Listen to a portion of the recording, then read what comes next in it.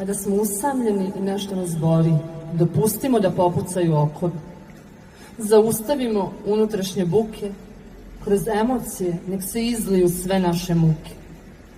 Prizivajmo da dođu bolji dani, setimo se da nismo sami, jer u nama žive svi naši preci i život nastavljaju u svojoj deci. Želi da produžimo gde su oni stali, sa zahvalnošću za život koji su nam dali. U svakome živi energija jaka, koju donosi reka predaka. Sve će biti smisleno i veće, kad prihvatimo nasleđe. Preci nas čuvaju u našoj seni, u nama su njihovi geni.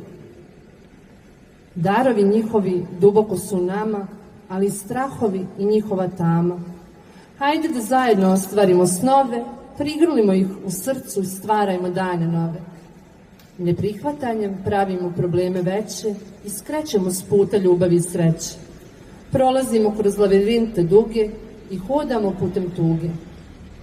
Ne tražimo ih uporno na mestu drugom, čujmo ih u sebi, krenimo životnom prugom, postojimo blagodareći njihovoj slavi i blagoslovu života koji su nam dali.